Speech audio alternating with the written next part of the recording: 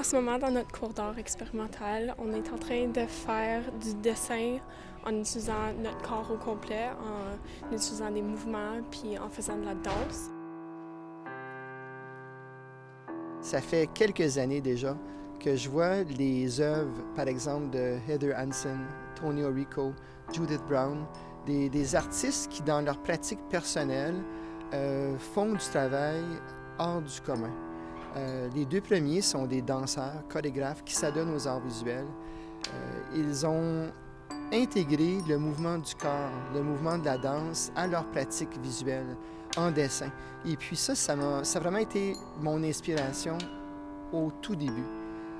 Puis je me demandais tout simplement comment est-ce que je peux faire vivre ça, une telle expérience, à mes élèves.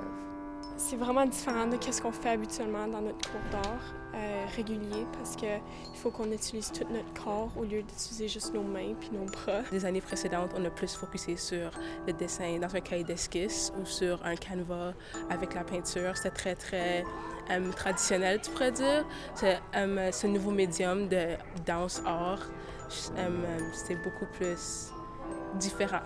Quand tu fais une œuvre d'art visuel, tu veux porter un message au spectateur de cette œuvre-là. À travers ton œuvre, tu veux que ton œuvre soit claire, mais tu mets ta propre couleur dedans, ton propre technique, avec les matériaux que tu as, avec une performance avec la danse et le dessin.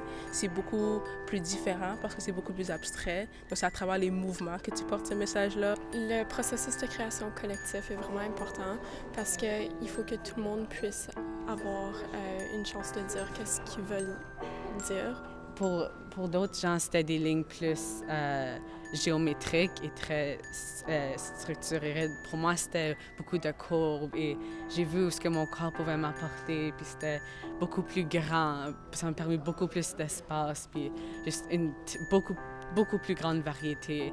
Et les formes que les lignes créaient, c'était comme très fluide pour moi. Puis aussi, ça permet aux personnes qui parlent pas habituellement dans les cours d'art réguliers à parler puis à dire qu'est-ce que eux autres en pensent. Pour moi, c'était vraiment hors de mon zone de confort, mais ce projet m'a vraiment juste permis de voir la ligne et toutes les expressions de cette façon. L'unification de la danse et le dessin à travers ce projet a pu me faire connaître le dessin d'une différente façon et j'ai pu me développer comme une personne individuelle aussi, mais aussi comme un groupe ensemble.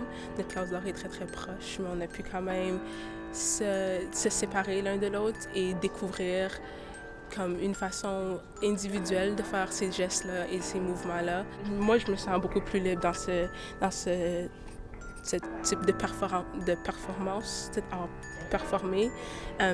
C'est beaucoup plus libre à toi. Ça n'a pas besoin d'être concret ou un type de style. Ça n'a pas besoin de rentrer dans une technique spécifique. Ça peut être n'importe quoi. J'aime ça comme m'engager dans mon art ou m'engager dans l'art en général, même si ça veut dire que je suis saliée. Puis des fois, quand je vais pétirer, je vais avoir à pétir ça, ma face. Puis